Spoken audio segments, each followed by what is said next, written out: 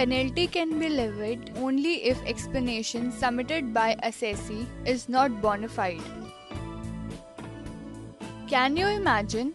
Raid was conducted on Mr. X and tax plus penalty was charged to Mr. Y. This has happened in this case. Our assessee Mr. Y was a medicine manufacturer. He used to buy medicine from Mr. X. Mr. X was in some business of issuing bogus bills.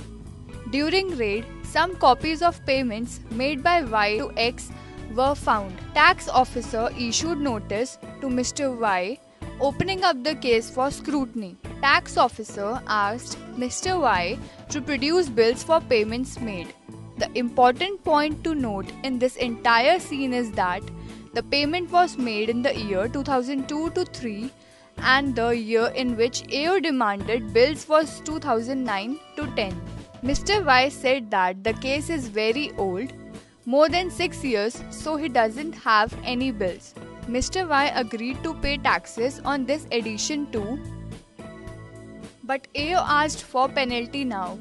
Naturally, Mr. Y felt aggrieved, so Mr. Y filed an appeal with CIT appeal.